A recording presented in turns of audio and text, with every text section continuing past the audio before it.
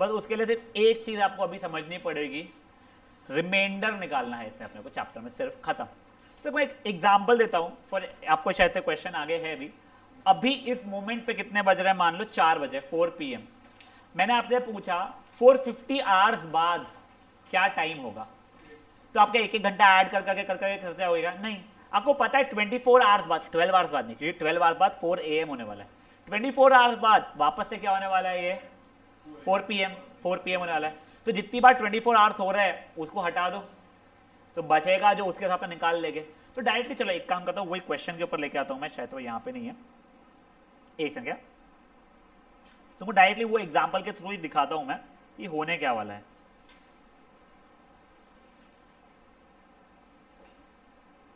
कहाँ है भाई,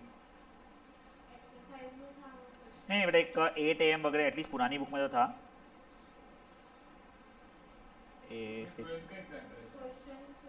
क्वेश्चन 12 है क्या डायरेक्टली?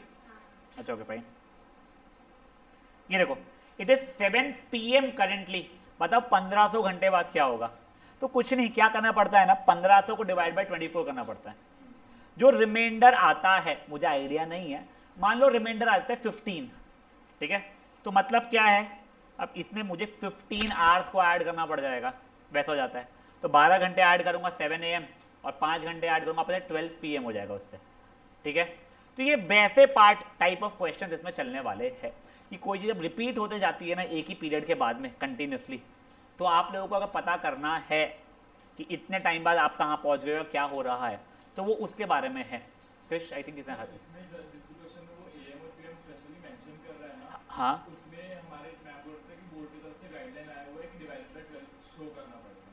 डिवाइड बाई 12 नहीं, डिवाइड बाई 24 ही करते हैं, क्योंकि डिवाइड बाई 12 अगर तू करेगा तो तेरा आंसर गलत आएगा बच्चा।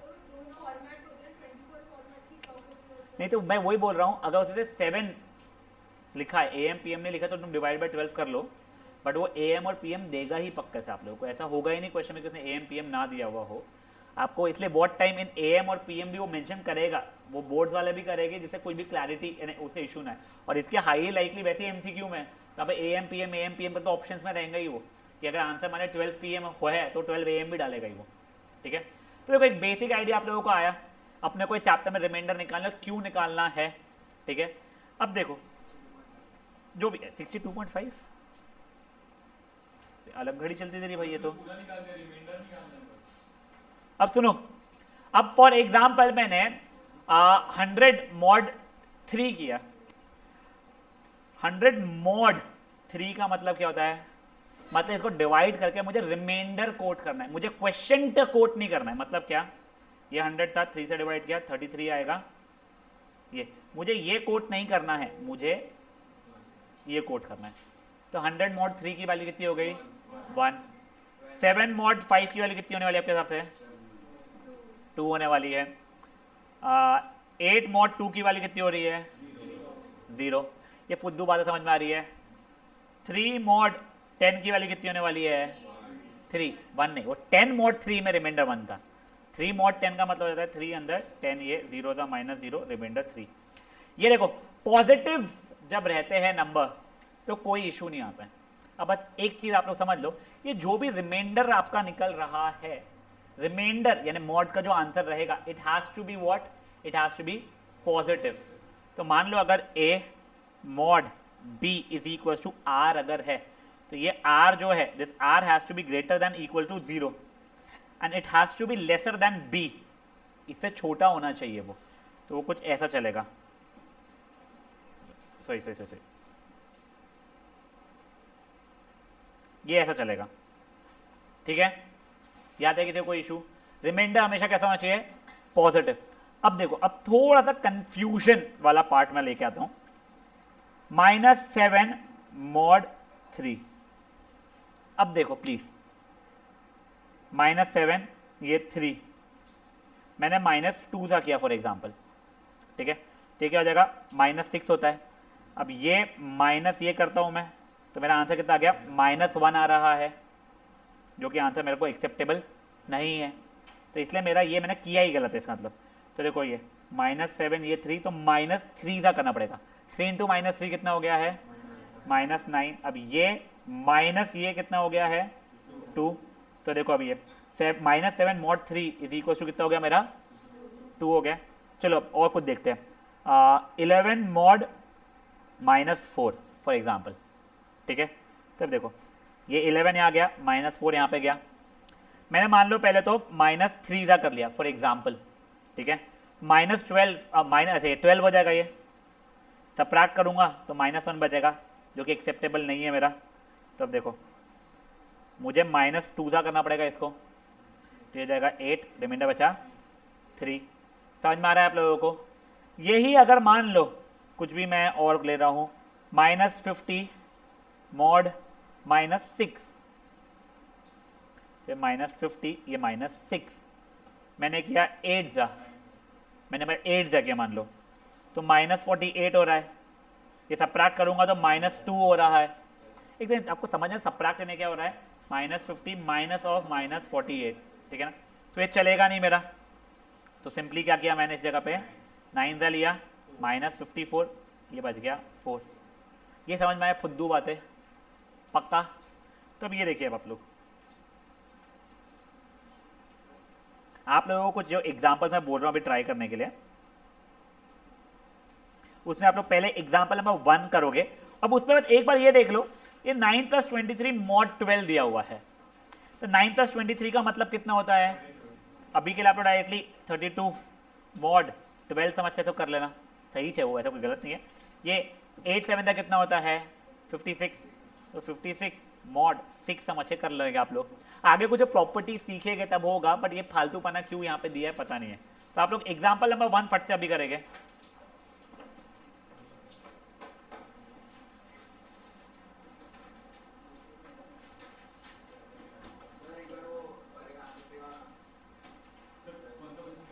एग्जाम्पल 1 पूरा 1500 वाला मैंने अच्छा उसका आंसर बताऊँ, वो बुक में देखना बेटा मांग के, एक बार ये कर पहले तो एक ना। अच्छा हाँ ये ले, ओए बतरा डिस्प्ले में रखा है मैंने, करो। हाँ कोई सर बोल रहा था।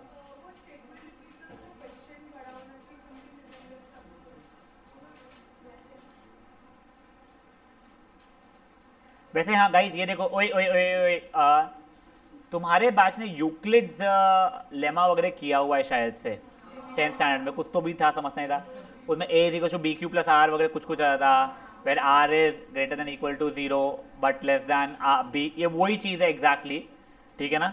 तो ये देखो ये स्टेटमेंट याद रखना, if a mod b is equal to r, तो फिर ये तुमको एमसीक्यू में बिल्कुल पूछ सकते हैं ये चीज़ अब, ठीक है ना। एमसीक्यू हो गया, असर्शन रीजन हो गया, उसमें कुछ भी क्यूटली उसने ऐसा डाल दिया तो ये फॉल्स हो जाएगा स्टेटमेंट, ये ध्यान रखना, ठीक है।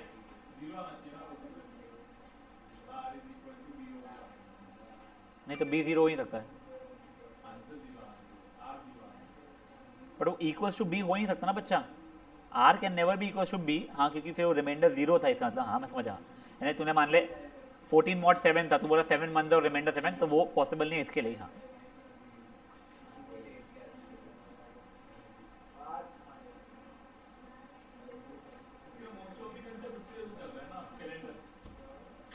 कैलेंडर वाला नहीं बोल सकते क्योंकि उसमें 360 वाले 366 का इशू चलता है, तो तू घड़ी समझ चल अपने लाइफ में। बेटा प्लीज़ बातें मत करो।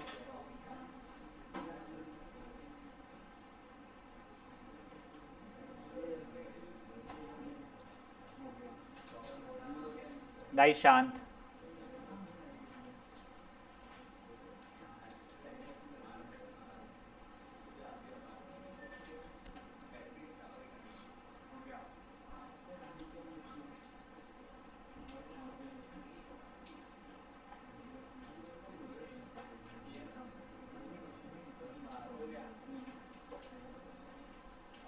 नहीं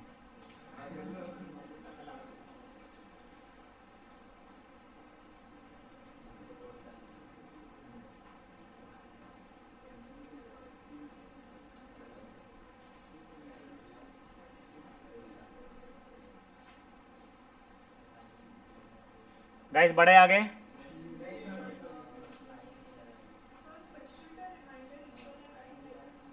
क्वेश्चन रिमाइंडर के इक्वल आए तो कोई फर्क नहीं पड़ता है, नहीं।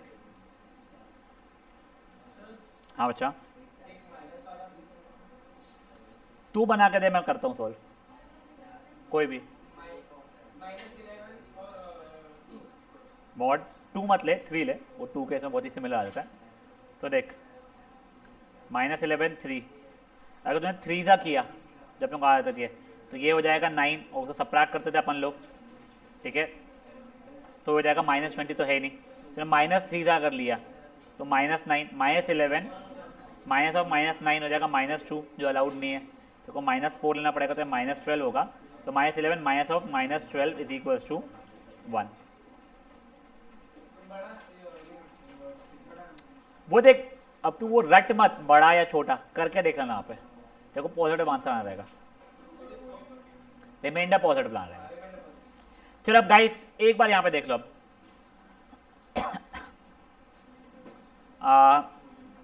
what is 22 mod 5 guys, what is 22 mod 5, what is 107 mod 5, अरे 7 वाले बेताड़े, ये हो गया। अब देखो मतलब 22 को भी जब 5 से डिवाइड किया या 107 को भी 5 से डिवाइड किया तो दोनों का रिमाइंडर सेम रहा, तो ये 22 और 107 एक दूसरे से इक्विवेलेंट या कॉन्ग्रुएंट हो गए हैं। क्या हो गए? इक्विवेलेंट या कॉन्ग्रुएंट हो गए हैं जब उनको 5 से डिवाइड कर रहा हूं, यानी मॉड 5 कर रहा हूं। तो ये पढ़ा जाता है 22 कॉन्ग्रुएंट टू 107 फॉर मॉड 5, मतलब दोनों सेम रिमाइंडर छोड़ने वाले हैं। तो ए कॉन्ग्रुएंट बी मॉड एन का मतलब क्या होता है, जब ए को भी एन से डिवाइड किया, बेटा प्लीज ध्यान दो यहाँ पे, या बी को भी एन से डिवाइड किया तो दोनों के दोनों मेरा सेम रिमाइंडर छोड़ने वाले थे। यहाँ तक है, ठीक है। अब देखो यही चीज उन लोगों ने एक्सप्लेन नहीं की है, पर उन्होंने एक फॉर्मूला आगे दिया हुआ है हमें कॉन्ग्रुएंट का, एक क्या, हाँ ये देखो अभी A congruent to B mod N, ठीक है, ये बताया है, उसका एक्सप्लेनेशन मैंने आपको दिया। पर इससे ये मैथमेटिकली ये याद रख लो कि अगर ये ऐसा हो रहा है कि ए और बी कॉन्ग्रुएंट है मॉड एन से, तो फिर a माइनस बी की वैल्यू कुछ भी लैम्डा n हो सकती है, जहाँ पे लैम्डा क्या है बेटा, एनी इंटीजर। तो ये देखो अभी मैं आप लोगों को बता रहा हूँ, एक काम करो आप लोग हेडिंग कॉन्ग्रुएंट मॉड्यूलो दे दो अपने इसमें, क्योंकि ये कॉन्ग्रुएंट मॉड्यूलो से थोड़ा कंफ्यूजन होना शुरू होता है, किसी थ्योरी प्रॉपर दी भी नहीं है आप लोगों को। तो कॉन्ग्रुएंट मॉड्यूलो देख के एक बार ये एग्जाम्पल लिख लो आप लोग और फिर ये कर लो।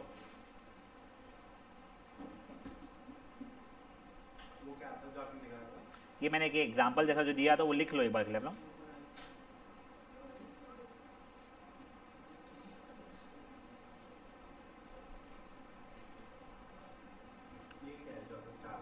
ये इंपॉर्टेंट चीज है कि if A is congruent to B modulo N, दो के लिए होता है। हाँ 3 नंबर्स कॉन्ग्रुएंट हो सकते हैं एक दूसरे, बट वो इसके मैथमेटिकली फॉर्मूला पे नहीं आएगा फिर बोला। हाँ if a congruent b for mod n, then a minus b is lambda n, where lambda is any integer.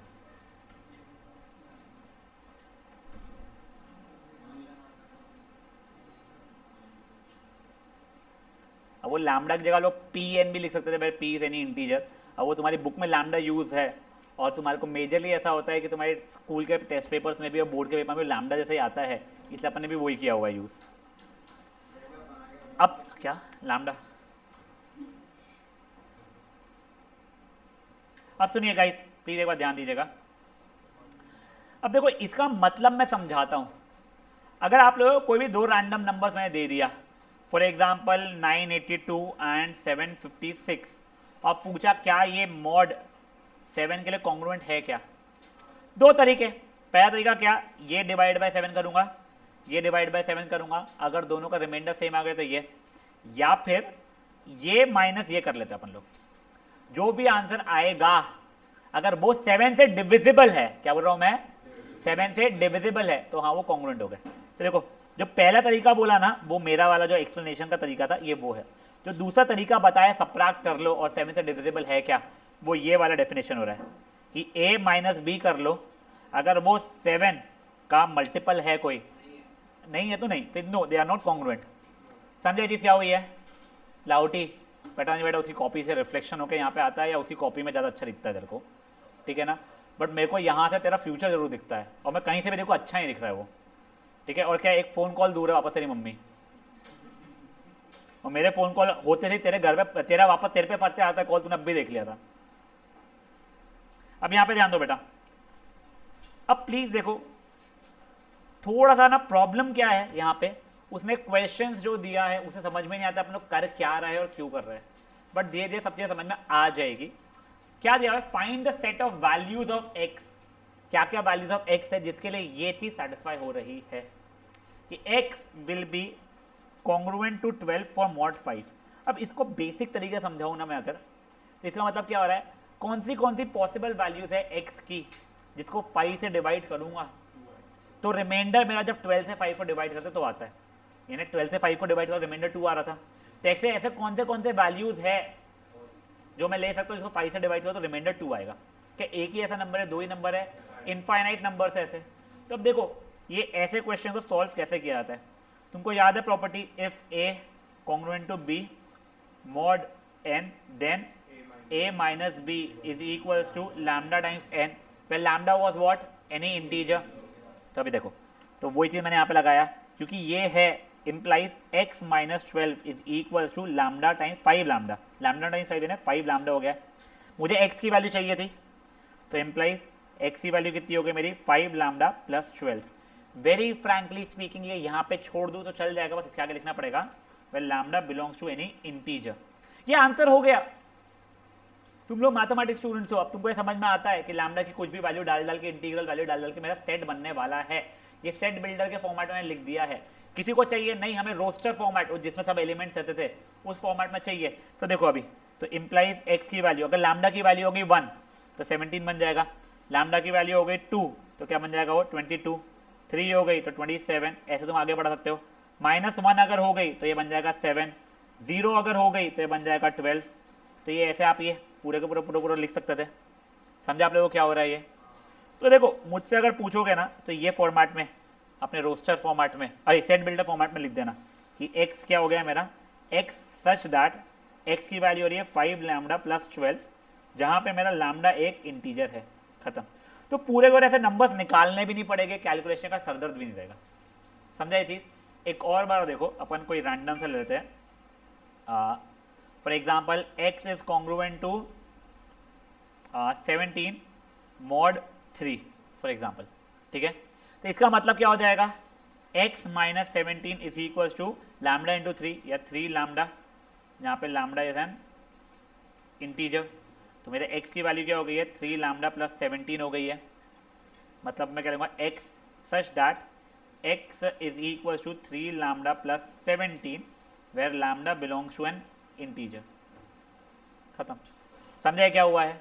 अब देखो जैसा तुम्हारा एग्जाम्पल नंबर 2 हुआ है, एग्जैक्टली वैसे एग्जाम्पल नंबर 4 है, सिर्फ उसने 39 कॉन्ग्रुएंट टू x लिख दिया है।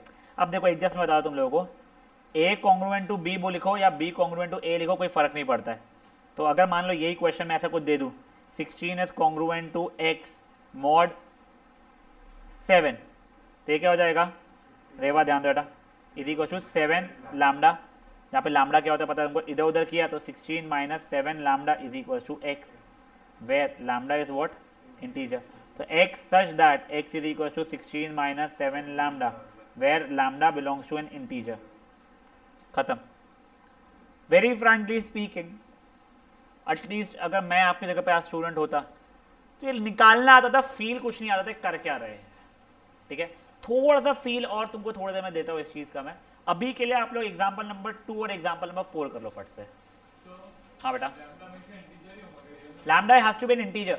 लैम्डा अगर तेरा 1.2 लेगा तो नहीं चलेगा, वैसा अगर तू ले सकता तो तेरे ऑल रियल नंबर्स हो गए फिर तो बेटा, कोई भी आ जाएगा ना। 16 माइनस 7 लैम्डा है, तू लैम्डा की वैल्यू इंटीजर को छोड़ो कुछ भी ले सकता है, रैशनल कुछ भी ले सकता है। अगर ऐसा हो गया तो तू हर एक नंबर को ला पाएगा उससे। 16 minus 7 lambda is equal to anything, you will be able to find the value of lambda which will not give you a set. समझा मुझे।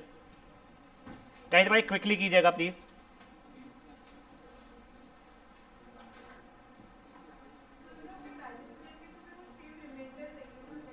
क्या करेक्ट, यस, हाँ मैं बताता हूँ, समझाता हूँ मैं एक बार।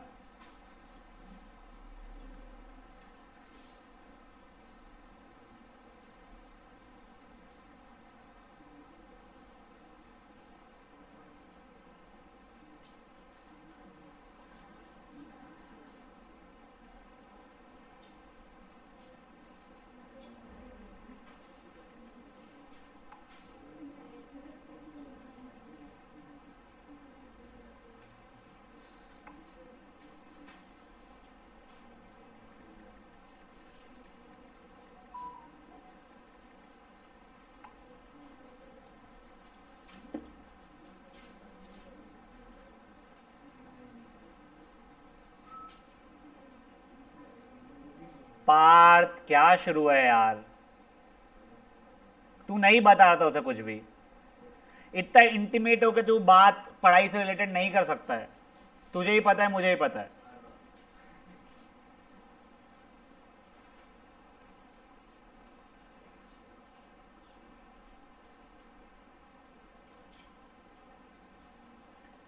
Guys you do not have to write the set पूरा। तुम लोग अगर ये इतना भी लिख दोगे X such that X is equal to 39 minus 7 lambda lambda belongs to an integer, चल जाएगा, ठीक है ना। नहीं, अगर एमसीक्यू भी है, तुमने ये लाना अगर तुमको आता है तो उसके ऊपर लाना तो और इजी हो जाएगा तुम्हारे लिए। और डजेंट रियली मैटर मच अगर आप लोगों ने 11th में सेट्स एंड रिलेशन बहुत ज़्यादा कोर पगलो सामान नहीं पढ़ा था तो चलता है, उसमें तो कोई प्रॉब्लम नहीं आता है।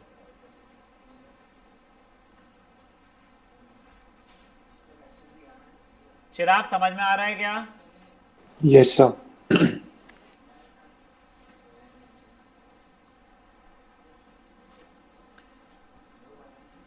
हो गया है इसे एग्जाम्पल 2 दिखाऊं ये रहा।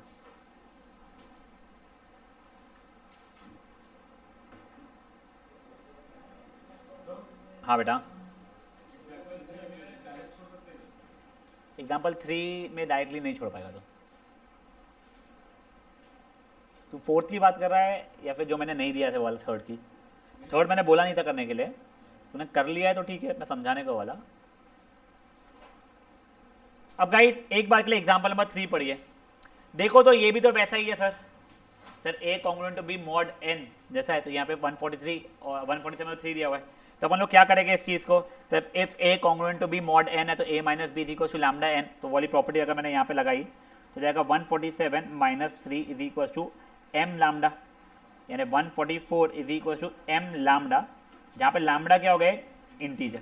अब सुनो, अब एक चीज़ सुनो प्लीज़, क्लियरली आप लोगों को ये पता है कि एक और चीज़, this number is also going to be an integer only, ठीक है। अब देखो यहाँ पे m इंटू लैम्डा चल रहा है, फाइन। अब यहाँ पे ये जो m भी रहेगा ये इंटीजर इंटू इंटीजर करके 144 आ रहा है, तो मुझे क्या करना पड़ेगा बेटा? इसके पूरे फैक्टर्स निकालने पड़ेंगे।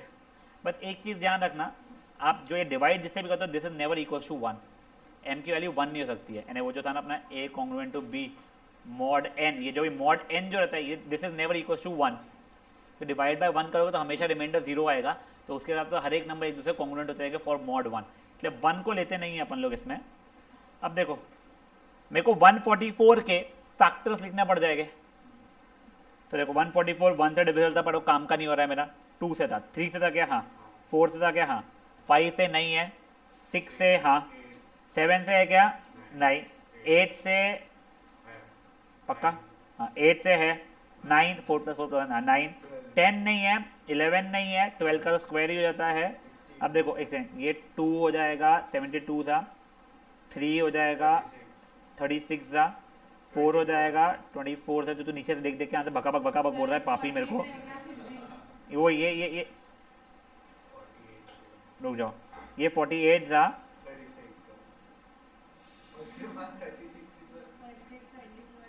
24 था, ये 18 था, समझे आप लोगों को? और कौन सा 16 भी रहेगा क्या? क्या 16? हाँ फाइन, यहाँ तक के कोई इशूज यहाँ पे? 12 तो यहाँ पे आ चुका ना, 12 था, एंड 144 करेक्ट, एंड 144 फाइन। अब सुनो, तो ये जो है m की वैल्यूज वो 2 होती तो भी चलता, 3 4 6 ये सब भी चल जाता। इसका मतलब क्या है? ये नंबर और ये नंबर को अगर मैं 2 से डिवाइड करूँ या 3 से करूँ या 4 से करूँ, 6 से 8 से 9 से 12 से, सब सेम सेट ऑफ रिमाइंडर्स छोड़ेंगे। ऐसा नहीं है कि इसको 2 से डिवाइड किया, इसको 2 से डिवाइड किया तो 1 छोड़ रहा है, इसको 3 से किया, इसको 3 से किया तो भी 1 ही छोड़ रहा है, नहीं। इसका मतलब ये दोनों को 2 से डिवाइड किया तो कुछ a रिमाइंडर छोड़ रहा है, दोनों को 3 से डिवाइड किया तो कुछ b remainder, but equal remainder छोड़ रहा है वो, समझा? ये एक बार के लिए एग्जाम्पल नंबर 3 को स्टार मार्क कर लो, मैं एक और समझा रहा हूँ, ध्यान दो एक बार। ये इससे ये प्रॉपर्टी आ जाती है, इसका मतलब 144 is equal to m lambda, fine. Lambda तुम्हारा एक इंटीजर था, तुम्हारे को m भी एक इंटीजर चाहिए था, तो इंटीजर इंटू इंटीजर मतलब बेसिकली फैक्टर के फॉर्मेट में चाहते हो उस चीज़ को कि what into what can be return as 144, तो 1 इंटू 144 रहता था, बट मेरे को 1 अलाउड नहीं था, 144 काउंट किया मैंने। 2 इंटू 72 हो सकता था, 3 इंटू 48, 4 इंटू 36, 6 इंटू 24, ये सब चीज़ें चल रही थी मेरी। एंड 12 इंटू 12, 12 एक बार लिखा तो दूसरी बार लिखने की जरूरत नहीं रहती है। तो ये सब नंबर्स मिला के आप लोगों को क्या क्या हो सकते थे पॉसिबल, आप लोगों के एम्स हो सकते थे 2 3 4 6 8 9 12। यहाँ पे 16 लिखना भूल गया, जो यहाँ पे लिखा था उसने वो गलती से, तो ये आप लोग लिख सकते हो 16 18 24 36 48 लिखना भी गलती से वो लोग भूल गए हैं, 72 एंड 144। ये सब नंबर्स आप लोग लिख लोगे, ठीक है ना। कर लो इसको फट से सॉल्व।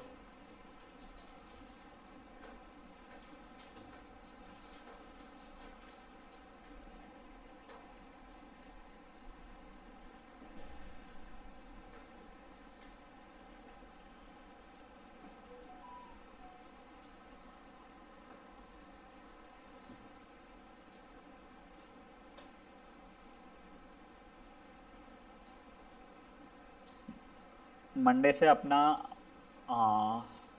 न्यूमेरिकल इनइक्वालिटी स्टार्ट होगा, not related to any of the chapters that you have done in past, but that will connect you to last chapter LPP.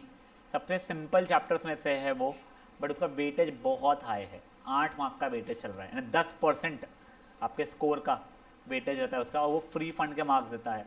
इसलिए न्यूमेरिकल इनइक्वालिटीज पर थोड़ा ज़्यादा ध्यान देना।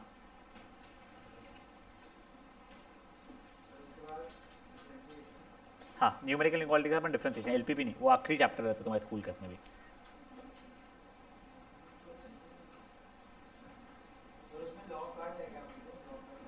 नहीं नहीं नहीं नहीं, देख लॉग तुमको मेंशन नहीं है वहाँ पे, बट तू जब आगे बढ़ेगा तो कई क्वेश्चंस में लॉग यूज़ करके डिफरेंशिएशन करना पड़ेगा, तो इसलिए हमको सिखाना पड़ता ही है वो। लास्ट टाइम भी बच्चे ये बोलते लॉग कट है, लॉग कट है, लॉग कट होगा, पर जब उसको आगे यूज़ तेरे को दूसरी एक्सरसाइज में करना पड़ रहा है तो बेटर तू सीख ले उसको अभी, और बहुत ईजी है वो, उसमें लॉग की बहुत क्रेजी प्रॉपर्टीज़ नहीं है, वो हो जाता है। लॉग अगर 11 का आता नहीं है, याद नहीं है कुछ भी, तो भी हो जाता है ईजिली। नहीं नहीं, ठीक है। अब यहाँ ध्यान दो, ओए गाइस, अब एक बार के लिए ये पेज ना तुम्हारे कोई काम का नहीं है, क्योंकि तुम लोगों को कोर में ये सबको आता है, रिफ्लेक्सिव होना, ये सबको सिमेट्रिक होना, ये सब चीज़ें तुम्हें है नहीं, इसलिए इसको ट्रांजिटिव वगैरह वो छोड़ दो तुम लोग, ठीक है ना। ये पूरा करो, इतना जो दिया काटो मत, उसे रहने दो। अब सुनो, तुम लोगों ने एग्जाम्पल 2 और 4 किया था, जैसे कि वो कुछ क्वेश्चन क्या था, इफ कुछ 15 कॉन्ग्रुएंट टू m मॉड 2 मान लो, तो तुम लोग कहते हैं 15 minus M is equal to 2 lambda, तो m की वैल्यू कितनी होती है मेरी, 15 माइनस 2 लैम्डा हो रही थी। अब इसमें मैं अलग अलग अलग अलग लैम्डास की वैल्यूज डालते जाऊंगा, तो मेरा आंसर क्या क्या आता जाएगा बेटा, कुछ तो भी -3 -1 1 3 5 ये करके आते जाएंगे। या तो ये ऐसा लिख सकता था मैं उस चीज़ को, या फिर क्या बोलते मेरा m such that m is equal to 15 minus 2 lambda where lambda belongs to integer. तो ये जो सेट जो है ना बेटा, ये सेट 15 के लिए इक्विवेलेंट सेट या कॉन्ग्रुएंट सेट हो जाता है। इसका मतलब क्या हो जाता है कि इसमें से कोई भी नंबर आप उठाओगे ये सेट्स में से और उसको मॉड 2 करोगे, तो वो 15 का जो मॉड कर रहे हो 2 को, जो रिमाइंडर छोड़ा सेम रिमाइंडर छोड़ेगा। तो वही चीज़ उसने यहाँ पे दिया हुआ है, देख लो इक्विवेलेंस क्लास और कॉन्ग्रुएंस क्लास, ठीक है। तो उसका एक एग्जांपल ये देख लो, find congruence class of 3 mod 5 के लिए। तो देखो आप ऐसा जो अपने पहले मान रहे थे 3 कॉन्ग्रुएंट टू बी मॉड 5, तो मेरा इससे आंसर क्या हो जाएगा, 3 minus B is equal to 5 lambda. तो b की वैल्यू हो जाएगी 3 minus 5 lambda where lambda belongs to integer. अब या तो आप यहीं पे छोड़ दो, कोई पाप नहीं है उसके अंदर, ये पूरा का पूरा तुम्हारा एक सेट बन जाएगा ऐसा कि देखो set of b such that b is equal to 3 minus 5 lambda where lambda belongs to integer. या तो ऐसा छोड़ दो, या जो इसने ऐसा नीचे किया हुआ है 3 हो जाएगा, एक 8 माइनस 2 13 माइनस 7 ऐसे करके जो जो एलिमेंट्स हैं डॉट डॉट डॉट डाला हुआ है, या वैसा छोड़ दो। दोनों में आपका आंसर एब्सोल्युटली करेक्ट है। तो देखो जो एग्जाम्पल 2 और 4 किया है आपने, एग्जैक्टली वही एग्जाम्पल 5 है, बस यहाँ पे क्या दिया हुआ है ना, find the equivalence class of 3 mod 5। समझा। अब उसको लिखा कैसे आता है, 3 मॉड 5 का इक्विवेलेंस क्लास को ये ऐसा, तो 3 को जब मॉड 5 से मैं करूँगा तो वो ये सबका इक्विवेलेंस क्लास बनाएगा। तो देखो अब ये एग्जाम्पल में 5 जैसा हुआ है, अच्छा ये एग्जाम्पल 6 ढूंढ रहा था तब मैं, जो बोलता ना एक क्वेश्चन है, ठीक है। तो देखो अभी एग्जाम्पल नंबर 5 2 और 4 से कोई डिफरेंट नहीं है। आप लोगों को एग्जाम्पल 2 में क्या दिया गया था कि find the value of x such that x congruent to 12 is mod 5 रहे। तो इसकी जगह पे अगर क्वेश्चन लिख देता मैं find equivalence class for 12 mod 5, तो भी आंसर ये आता। समझा आप लोगों को? तो गाइस बस एक बार के लिए आप लोग ये लास्ट एग्जांपल नंबर 5 कर लोगे अभी के अभी, and then you can start leaving. और उसका होमवर्क मैं बता दूंगा इसमें आप लोगों को। एग्जांपल नंबर 5 कर लो फट से आप लोग, ठीक है। मैं आप लोगों को होमवर्क बता रहा हूँ। एक सेकंड कृष्ण, एक सेकंड।